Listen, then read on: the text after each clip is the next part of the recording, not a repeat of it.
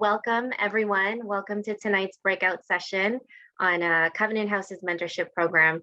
My name is Jewella, and I'm the mentor coordinator. In my role, I match youth with mentors from the community, so someone like you who act as role models and ultimately a friend. So this relationship is quite special because most of our youth that we work with come from places of trauma, so they're completely deserving of someone consistent in their lives to support them in their journey. So our program is very youth driven. So youth decide who their mentor is going to be. I simply provide the platform and mentor options. Youth also provide me with a list of criteria so that I can find them the right match. For example, like they might ask me for someone who is in the music industry. Oh, pardon. I don't have sound. I'm going, okay, Leslie, thank you. So sorry. So where was I? For example, so they might be looking for someone who is like in the music industry because they're an artist and it's something that they want some guidance on. Or they're looking for someone who's a nurse because they're in school for science and would like to know how to navigate, how to get into medical school. Our mentors are very diverse and come with unique experiences and skill sets. Our program is 1 year and we ask that our matches meet at least twice a month and check in with each other at least once a week.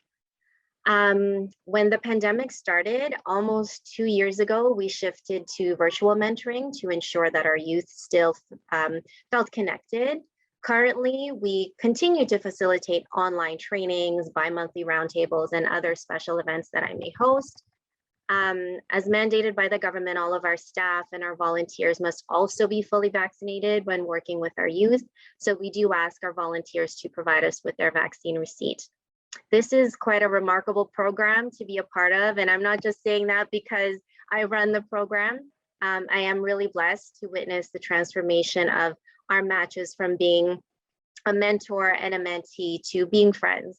And I always get callbacks or emails stating, hey, I met their family or I went to their wedding or met their kids. And for me, that's pretty amazing.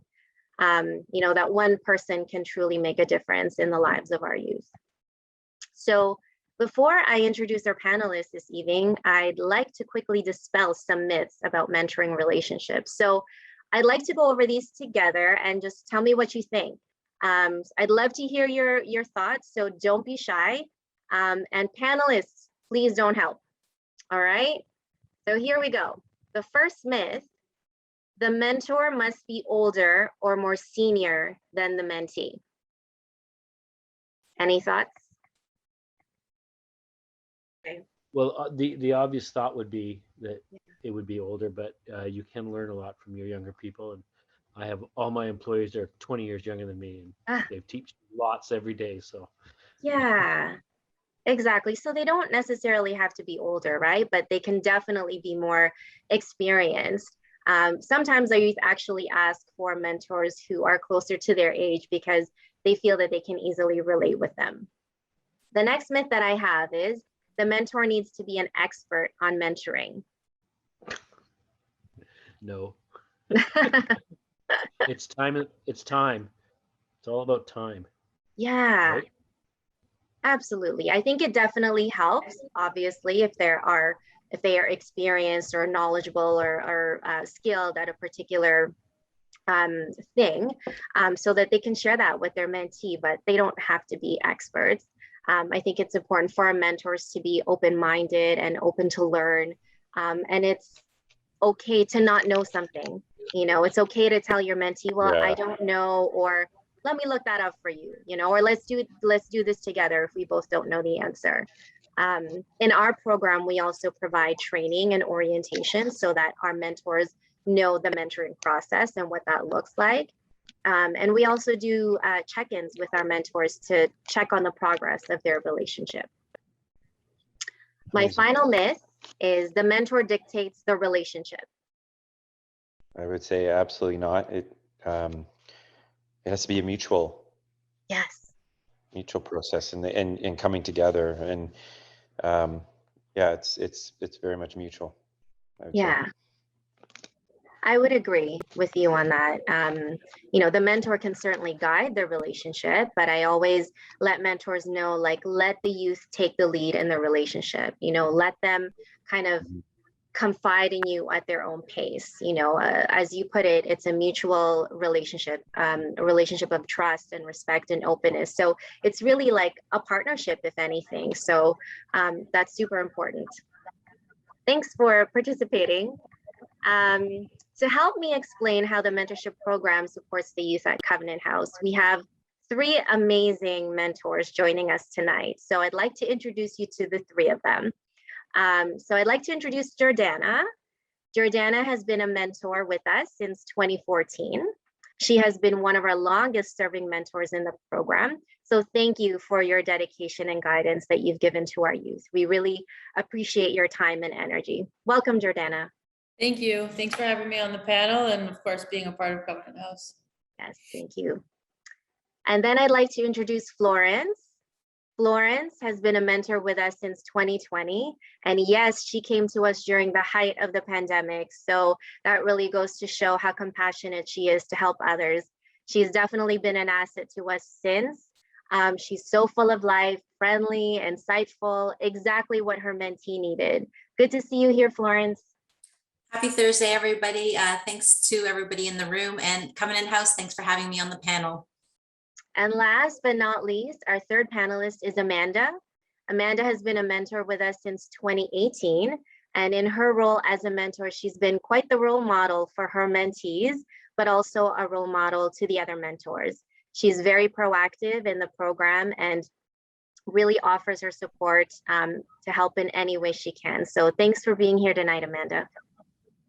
Thanks for having me, Jewella, and hi, everybody. All right, so over the next 35 minutes or so, we'll have the opportunity to learn more about the young people, about how the young people at Covenant House benefit from being matched with a mentor. I will ask our panelists some questions, then we'll open the floor for our sleeper questions. Panelists, you will have 1 to 2 minutes to answer the questions. So try and keep it as concise as possible. Also, please know that I may chime in as you are speaking to let you know that perhaps we have to move on just because of timing, okay? So are you all ready? All right, so let's begin. The first question is actually for all the panelists. Can you please share how you got involved with Covenant House? Maybe we'll start with, I was going to say Florence. Well, since I'm the newest one, so I actually heard about the Covenant House through City Moguls. So City Moguls is a networking group that I'm a part of, and they deal with entrepreneurs who also have a philanthropic aspect to their business. And so I'm on their mailing list. And so I happened to read their emails and their newsletter, and at the bottom it said, would you like to be a mentor? And who did they pair up with? The Covenant House. And so what I did is I sent in my application through City Moguls, and I got connected with Jewella, and the rest is history. Awesome. Jordana, how about we go to you next? So I got involved with Covenant House. I can't believe it's been since 2014. I know. It's a long time. Yes. I struggled a lot in my youth. I was in group homes, institutions, homeless, high school dropout by the time I was 17, pulled myself out of that life at 20. And when I was in law school at 26 years old, I promised myself that if I could be successful in the quote unquote real world, then I would do everything I can to try to support young people that were struggling, because I didn't have anyone that was an example to me to show me that I could actually exit street life and enter sort of the normal working world. And so when I found myself in 2014, 6 years later, really doing well in my chosen career, I look back at, different shelters that I had been associated to in my teens, and Covenant House was one of them, and was actually the first. And so I just applied to be a volunteer of any sort. I put in my application, I described my background, and the person who was vetting me said, hey, you should be a mentor with ROP. And so I did that, and I've since also transitioned to teaching life skills to both ROP and Cooking for Life. Thank you so much. I can't believe it's been that long either. It went by so fast. And Amanda? Wow, that's really hard to follow. So what I can remember is in 2018, I was actually just doing a quick Google search on some mentoring programs because I really wanted to find a program that matched what the Covenant House offers through this mentorship program. And when I came across it, I think I was connected with you immediately, Jewella, and we had a conversation and you shared a little bit more about what the program is all about. And I shared a little bit more of my own experiences and how I, as a mentor, can sort of help benefit the mentees that are part of this program. And so I think it was sort of a perfect match from there. But yeah, it was just really a Google search to see something that would fit what I was looking for, and also if I was a fit for that program as well. And I'm very happy to say that I've, had a lot of extreme success and really great mentees since 2018. So I'm really happy to continue with the program. Amazing. Thank you all for sharing and for being so candid with us. Florence, my next question for you is, what was the process of meeting your mentee like? It was awesome. So as Jewella mentioned, I joined during COVID. So one of the conditions, or not conditions, one of the points that my mentee was into was meeting somebody virtually. And so I was down for that. And so what had happened was Jewella set up a meeting between my youth and I. And I think just from the get-go, it was a great synergy that we all had. And luckily she accepted me as her mentor. And from that, it's just blossomed. So I did finish my year term, but we did decide that we are going to continue our friendship past our mentorship. And so I'm super happy. And we've said this in the beginning, mentorship is a two-way street. And so as much as I've shown her some things and told her about some things and guided her, she definitely done that with me. And so to be totally transparent, we bonded over mental health issues. We bonded over entrepreneurship, and we blossomed from there. And so it was a great relationship. And I told Jewella, I will say this, she's a mentorship whisperer. So she has a knack of putting the people right together. So I thank you for the match, Jewella, for sure. And I always tell you that.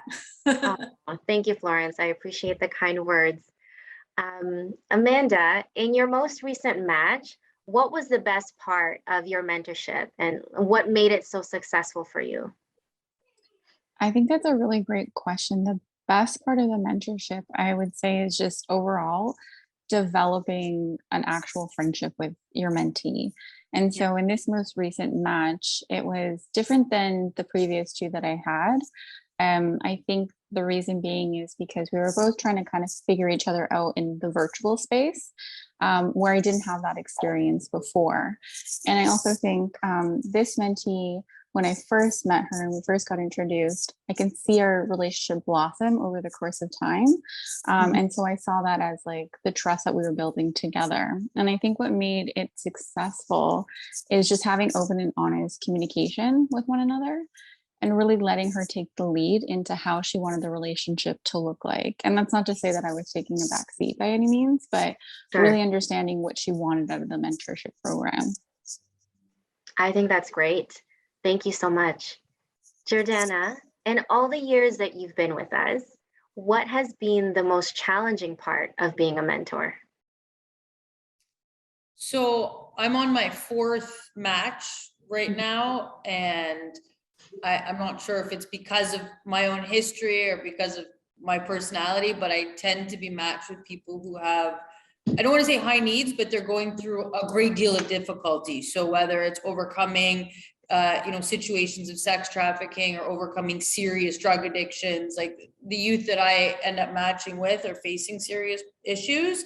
And so it's been difficult to, one, find sort of that time to get together because their schedules are often different with mine, especially when you're living like a high risk lifestyle. They're not necessarily available during the daytime hours. So it's been tricky sometimes to coordinate our time. And then also it's hard to see someone struggle. And so it's important for me to put my own sort of thoughts aside on what they should or should not do and just be there to be a support system. for them, but still be able to guide them in a positive way. So it's a delicate balance, because you're not, as a mentor, you're not a therapist, you're not a counselor. I don't have a background in any of that. And so, if from the outset, that's not the nature of the relationship, it's a different type of relationship. So navigating that can sometimes be challenging, but when you do, it's so fulfilling. Oh, absolutely. And all the challenges that you have mentioned, I think, are all pretty common and normal in any of the mentoring relationships. I think it's just how you respond to it and how you approach the situation that makes all the difference in your relationship. My final question is, once again, for all three of you. What advice would you give to our audience who are possibly thinking about mentoring? Florence, we'll start with you. Yeah, so as some of us know, the Covenant House helps youth ignite their potential and reclaim their lives, right? So who wouldn't want to be a part of that? And like I said, yes, it's your mentoring relationship, and now you've made a friend after it. And I would like to say this right now. I hope she's a lifelong friend. I would love to see her say, come to my wedding, or come see the birth of a child, if she ever decides to do that. Yeah. But to know that you're making a difference in somebody's life, that is like what drove me to actually apply for the mentorship program. I'm also a big believer in volunteering. I believe that, keeps a person grounded.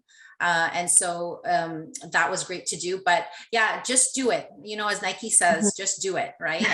And you won't regret it. And really, what's the worst that can happen? Nothing, really, because you're actually enriching a youth's life. Yeah. Thank you. Jordana? So, I certainly echo Florence's comments about just doing it. I think that some people have reservations because they think they don't have the skills or the experience, but it's so not true. Like, whatever your experience is, you'll be matched with a youth who needs that experience and needs that guidance. Like, there's so many different types of relationships and personalities and characters amongst the group of youth in need. I don't think it's, it's not one sort of mold of a person that, oh, this is the person, the type of person you're going to be matched with. So no matter what your background or history is, there's a youth that really needs that type of mentorship. Yeah, absolutely. Amanda, for you? I think those are very great comments and points from both ladies. I would just say, if I had to offer any piece of advice, it's knowing that you do have value as a mentor and that you have something to offer to these mentees as well. Because I know when I first joined, and I think Jewella, you and I had this conversation, you do tend to doubt yourself sometimes that, do I really have anything that I can contribute? Because sometimes what you do hear are stories that are very heartbreaking, or stories that you feel like you can't relate to, but you can, as long as you have, I think I mentioned, like, just being open and honest in conversation, that really helps build a strong foundation. And I found that to be really valuable in any mentorship that I've had so far. So I would say, as a piece of advice, is try not to doubt yourself, but go into it with an open mind, knowing that you don't know everything and it's okay to ask questions and mess up along the way, because Jewella is always there to support you. Yeah, 100%. Like, this is the reason that I am in this role, is to support the mentors as best I can. So our mentors will never have to deal with any kind of difficult situation alone. If you need a particular type of advice in terms of how to approach a certain situation, I'm here for that. So thank you so much for the great advice for our potential mentors in the room or in the space, because you've given us a lot to think about, for sure. And perhaps this has sparked some questions for some of you in the audience. So if you have any questions, thoughts, or feedback for me or our panelists, please let us know. The floor is yours. This is a great space to actually ask the questions, because we have three amazing mentors who have lived experience, right? When I do my training, sometimes they're like, oh, I wish you had someone come and talk to us. So I'm like, you're absolutely right. I can say all the information that was passed along to me and information that I've heard, but it's always nice to hear from real life people. So feel free to ask any questions. I'm wondering if you could talk a little bit about what does a mentor have to do in terms of training? Ooh. Can I choose someone? Florence, yes? Yeah, that's a great question, Christine. So Jewella alluded to it. So we do mentorship roundtables where we actually talk about a topic and we talk with the mentors after, and they get support through that. Jewella has also been great, as in she actually has created a WhatsApp group. So we're all there as well. And so people contribute some things, some ideas, things that are going around the community. So we keep a close knit with the other mentors. And she does, as she mentioned, the mentor check-ins.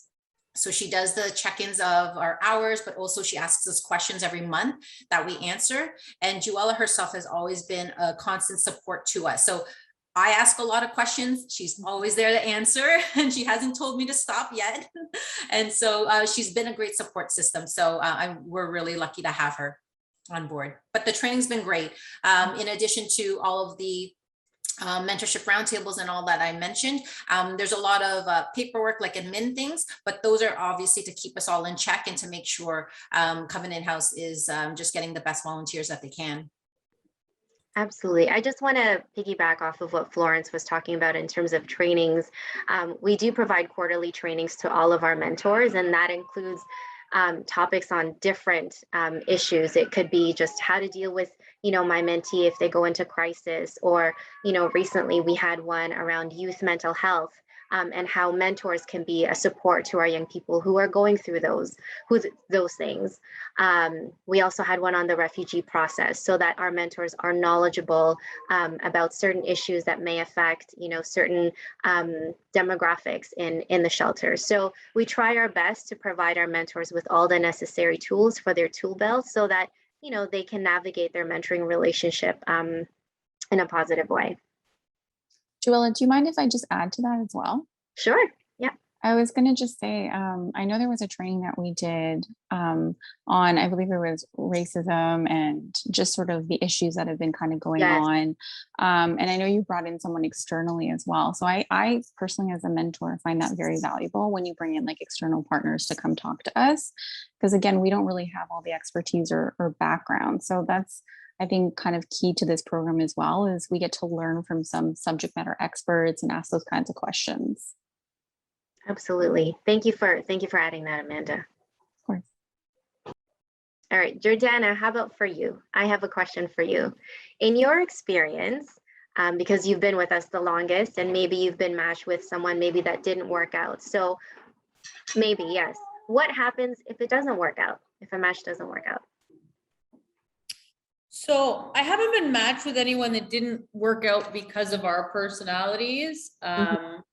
I was matched with a youth who decided to go back to street life, and he left Covenant House back to very serious and significant drug use beyond what I could support him in. And it becomes enabling at some point. Like there's no mentoring when someone just wants to stay in active addiction. And unfortunately, that was his choice. I left the door open so that if he wanted, to return to Covenant House or return to, a program of sobriety, I would be available for him. And that has continued with all of my mentees that have left the program for whatever reason. There's always an open door policy. And so there was nothing I could do. I mean, I was patient. I tried. Jewella, you intervened. I reached out to you when there was a number of meetings that he was missing and not returning phone calls and things of that nature. You have to expect that when you're dealing with a high risk population, it's not smooth sailing. That's just the reality of things like addiction, things like sex trafficking, homelessness. It comes with these sort of issues. So I think you have to be patient. And for me, it's all about open communication. So, at some point, I think after 2 or 3 missed meetings and, not returning phone calls, I just called him out on it and said, listen, I don't know if you're ready for this. And that's okay if you're not. And I'll leave the door open for you if you decide to come back into this program. So I think that was of the 4 matches I've had, the only one that sort of didn't work out.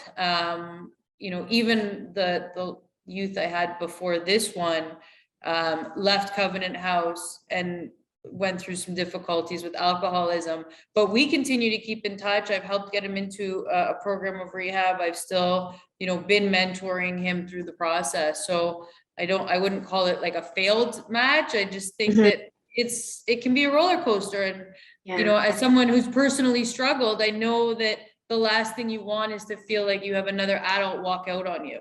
And so I'm very, very careful in making sure that the youth that I am matched with know that that's never the case. I'll always be there to try to help them as best I can, but sometimes you can't support someone through, you know, active addiction. For sure. Thank you for sharing. I think just to kind of piggyback on you again on that, if it doesn't work out for, you know, as you can tell there, depending on who you're matched with, sometimes you can have many different challenges, right? Sometimes it's just at the beginning, sometimes it's at the end, sometimes it's the whole way through, and that's okay if you have those challenges and ups and downs.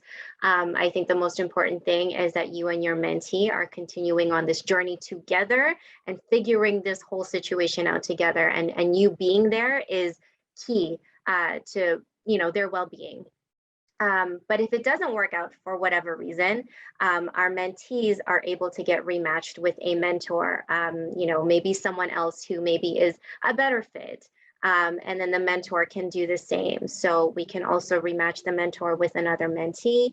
The process in terms of meeting mentors and mentees these days, because of the pandemic, has definitely changed. And Jordana can attest to this, and Amanda too, where in the past we normally have meet and greets. And these are social events where we have all the mentors and all the youth that are participating in the program. And, you know, they get a chance to speak with each other, you know, really have a good time and have fun. We used to have speed meetings, which were really fun, and there would be music and food. It was just such a lively event. And I think that was probably one of the most fun times that I normally love. And it's usually the highlight of my day if I'm doing something like that. And as I said, youth get to choose their mentor. So from that event, youth get to pick their top 3 from that process. Whereas now, because of the pandemic, everything is one-to-one and it's through Zoom. And so I really have to make sure that whoever I am introducing that particular youth to is someone that they will actually really connect with, right? And that's a lot of it is based on the interview that I do with that particular mentor, or, you know, the type of information they share with me. And I basically trust my gut, to be honest with you, Florence. I trusted my gut with you and your mentee, and I'm so happy that it worked. And I think even though we've had so many matches that we did match over the pandemic, I'm happy to say that a lot of the individuals that I did match are still continuing on or are recently graduating, because it's been almost 2 years. So I'm so happy about that. I'm not sure if it's because, you know, it was more convenient that it was online, but I want to say that it's because people really invested their time and effort to make sure that, you know, the mentee had some kind of consistent support, especially at such a crucial time, right, in the world, where people are, you know, isolated. And I honestly, I was like, I hope that we don't have to suspend all the meetings. And thankfully for technology, we were able to continue that. And I think we're probably one of the fewer, and if not very rare, programs in all the Covenant houses internationally, even, where we continued our volunteer department, whether that's virtual workshops or the virtual mentoring. So I'm very proud of the work that we've accomplished in the last 2 years, even though it has been really challenging. Amanda, I'm going to ask you this question, because you've also had a couple of mentees as well. Are you able to keep in touch with your mentee after you complete your 1 year with your mentee? Actually, I think this is something I originally had asked you when I first came on board. Yeah. And the answer to that is yes, you are. As long as you establish that with your mentee. So if they're comfortable to keep in touch with you after the program wraps up, so at the duration mark of that 1 year, I still keep in touch with both of my mentees. And I really enjoy that aspect of this program because, yes, after a year, you're not part of the program formally, but you establish such a relationship with these individuals that it really wouldn't make sense if you just said, okay, see you later. So it's really nice that you have the ability to still keep in touch. And I just actually saw my first mentee probably about a month ago, and she's doing really well. She's working full time.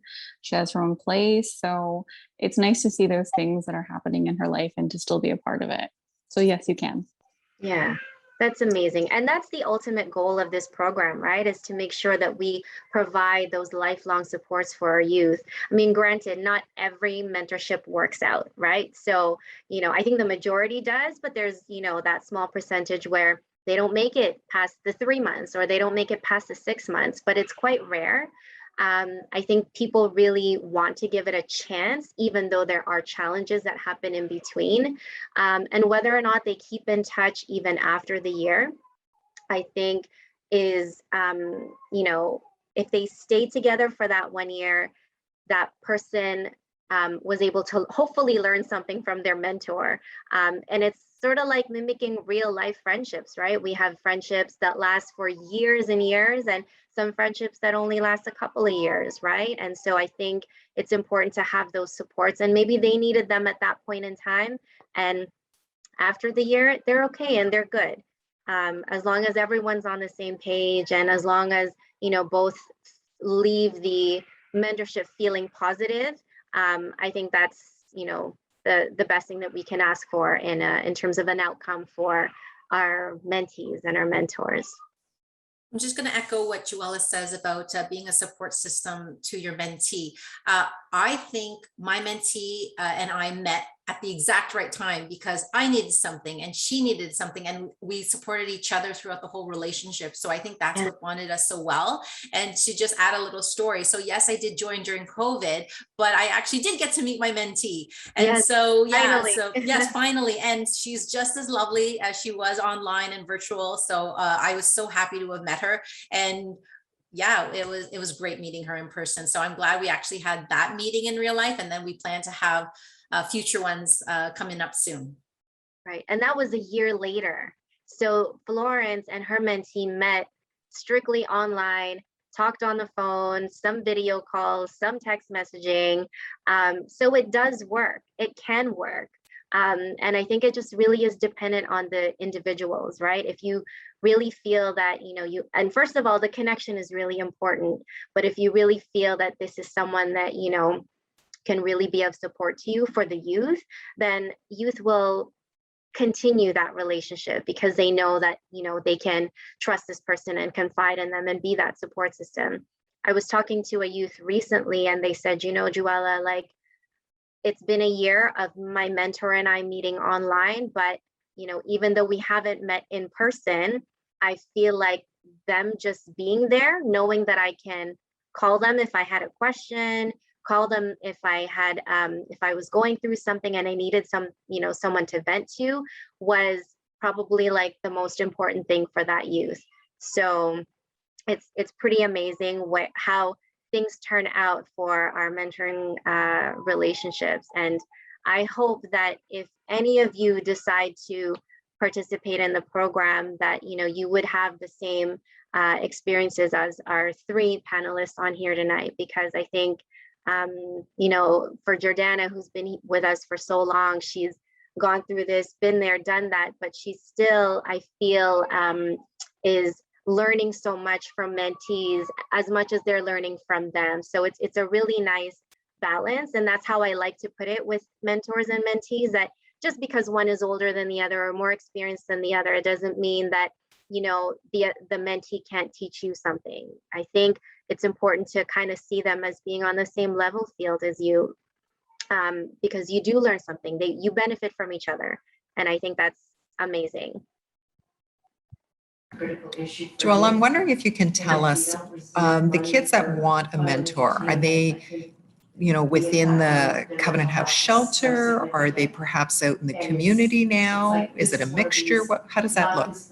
In terms of the youth that participate in the program? Yes. Yeah, sure. So the majority of the youth that we work with are either, so I guess it's a mix. So they're either living in an ROP, which is our transitional housing youth. Oh my God, our youth transitional housing program, or in the shelter. But we also have some youth that I work with who are already living in the community. But these are youth who are connected with our youth in transition workers. So they're somehow affiliated still with Covenant House. And then of course I get certain referrals from different departments as well. So I may be working with youth who are in our Cooking for Life program, who are living in the shelter, or some in the community as well. So it's a mixture of different youth who are accessing all of our program areas. Does that answer your question, Christine? Absolutely, thank you. Okay, no problem. Does anybody else have any comments, feedback? Well, I can add something. When you apply to be a mentor, you apply online on our website. And then if, like I said, if there is a need for a particular type of mentor who maybe, like I said, who maybe is in the music industry, because that's what, our youth are looking for right now, or someone who's in finance and that's what they're looking for right now, then you may get a call from me saying, hey, there's a youth in program that's looking for someone like you. Would you be interested in an interview? And so that's how I would get a chance to get to know you. We'd have a conversation, interview, but a conversation about who you are and get your insights on mentoring. And then you go through that process. And then basically, if you're accepted into the program, you have to complete an onboarding process. And it's quite extensive. And I think all three of them can attest to all the documents that I do give them at the beginning to sign, trainings to complete. But they're all necessary. We have to do our due diligence because the safety of our youth is our #1 priority. So we also do reference checks and police checks. There's also a police check that has to be renewed every 2 years. So there are different aspects of the onboarding that feels like it's a lot, but like I said, it's definitely necessary to have in place. And then I would provide the pre-match training as well as orientation so that you know exactly what to kind of expect when you're first matched with somebody and what that looks like. And maybe like down the road, I probably get one of you to come and talk at one of those trainings, because like I said, people are always asking me or sharing after the training that, oh, I wish that, you had someone to talk about it, or even a youth to come in and talk about their experiences so that we kind of have a better understanding of someone's lived experience. Nothing beats the in-person stuff. So one day we'll get around to that. And even if it's still on Zoom, then I'd still invite one of you back to, or all of you back to all those trainings that I may have down the road. Yeah, so that is the onboarding piece of like becoming a mentor at Covenant House. I know it sounds like a lot, but it's worth it. It honestly is. Mm-hmm. So rewarding. Yeah, for sure. And even the initial process, right? Once we're matched with the youth, there's 3 initial meetings, which are really like icebreakers to see whether or not the match can work. So it's almost like an initial meeting to see whether or not the gut reaction is, oh yeah, I think, we're a good fit. But then the next 3 sessions are just so important. And I think, Jewella, I'm sure you do it for everyone. You provide a list of icebreaker questions for us to go through where, we are answering the questions, as are the youth, to see whether or not, we really are a good fit. So it's just digging a little bit deeper than the initial superficial meeting to see whether or not, we have enough commonality that we can build a relationship throughout the course of the year. And I think that's an important component. It's not about just, oh, there's an initial meeting and I think you'll fit and now you're committed for a year, right? I think that, the first 3 sessions, which are spread out every 2 weeks, are really instrumental in making sure that this match is going to be successful for the duration of the year. It's an important component. Thank you for bringing that up, because I also don't want our audience to think that once you're matched with someone, you're locked in. right? And the same for the youth, right? It doesn't mean like that for them either. If for some reason, based on those 3, what I call mandatory meetings, if things are not working out, then that's the time when I either intervene or we kind of figure out, okay, well, what are the barriers? And let's see how I can support you in figuring out how we can move forward in this mentorship. But those 3 mandatory meetings are definitely crucial to determine whether or not, you're right, this is something that, the youth or the mentor want to move forward with. And believe it or not, I had like a situation many years ago where I had a mentor and a mentee who I think only made it past 2 mandatory meetings. And unfortunately, it didn't quite work out because the mentor, according to the youth, just kind of kept talking about themselves and didn't really give the youth an opportunity to ask them questions, and they didn't ask youth questions. So unfortunately, that didn't work out. And so I think, being in the mentoring relationship, you really have to be cognizant of how you interact with the youth. And you really, it's so important to make them feel that they're being heard and that, they're a part of this whole process, that it's not, about you, that at the end of the day, it is about them, to ensure that they feel supported and they feel valued. You're empowering them at the same time. I think also Jewella is great at also communicating with the mentors, as in things you can do and activities you can do with your mentee, because sometimes you're at a loss and you don't know what to do with your youth. And so she's been really great about sending emails about, hey, these are all possible ideas that you can do. And it's not like they cost a thing. It's things she's found on the internet, games she's found on the internet. And so that was really helpful. In the case of my mentee and I, because we had such a bond over different topics, our activity was talking, which was great because I got to know her in more detail. Yeah, actually, that's one final question. I think I was told that we have 5 minutes, but what were some of the things that you did together? It could be either in your current matches or in your previous matches. Well, I'll start for when I did meet my mentee in real life, we actually just had a coffee together and we chatted, and it was all smiles. It was a picture opportunity because this is the first time that I was meeting her. So that was lovely, just having coffee with her and just chatting about our days and chatting about what we'll be doing on the weekend. Like we've known each other for a year, for more than a year. It's like we knew each other more than a year. Definitely. Thank you. I can go next. Sure. With my first mentee, because I had more of that face-to-face interaction with her, we did a whole bunch of things. So similar to Florence, we went for coffee, we walked around the lakeshore, the harborfront area in the summertime. And then I would also ask her, for any suggestions that she had that she was interested in. Great. So one time, we walked around Eden Center just to like kind of do window shopping. So there's a bunch of things that are either free, inexpensive, or just, going for a walk and having conversations with one another is also really nice too, because you get that sort of connection that you don't necessarily get if you're sort of distracted doing activities. So that one-on-one bond time is also something that I appreciate when I'm just, sitting and having a coffee with my mentee.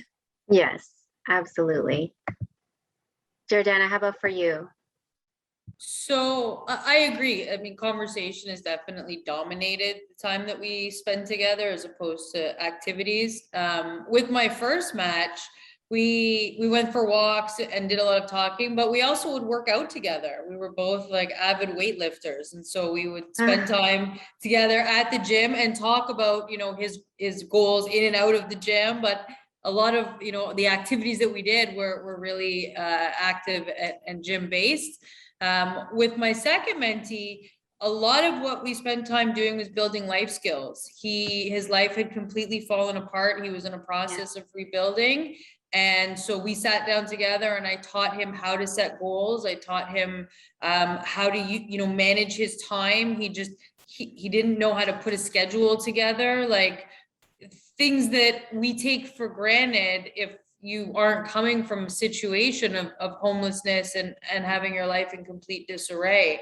And so he really just wanted to learn the basics on how to live on a day-to-day level. And so we did it together, and I sat down with him and I did it with him to show him how to do it. And we, he literally like set out his goals and I set out my goals, and we compared what our goals were. So I didn't want it to be just him learning how to do it. I was teaching him by showing him. And so we spent a lot of our time doing that. And so it really just depends. My mentee after that, we also went to the art galleries together. We would go for walks, we'd go for coffee. So I think it really depends on what your personalities are, but I agree that it was a lot of time was spent just really talking and being a soundboard for the youth and playing a role that they're not normally exposed to. That's perfect. I love that, you were able to do all those different things with your mentee. And Florence, one day you'll get there too, right? When this COVID thing is over. I have no doubt. No doubt. I know, definitely. Thank you so much to the three of you for being here tonight and for sharing your experiences and your stories. It really actually, don't think I'm corny, but it really warms my heart, honestly. Like, I love my job and I love what I do. And it's so great to hear about all the positive experiences that you've all had. Tonight, we're showing these young people who've been through so much that we care about them and that they're not alone. So I encourage you to share your messages of support with our youth, in addition to your insights from this session on your social media channels. So at this time, you can head back to the main stage for the rest of the evening's program. I believe there's a tab on your screen. I believe it's on the left, main stage. And you have about 5 minutes to go grab a drink or stretch your legs or whatnot. So thank you so much. Have a great night and enjoy the rest of the evening. Thank you, Jewella. Thank you Thanks, for everyone. everyone. Bye, everyone. Have a good evening. Thank you.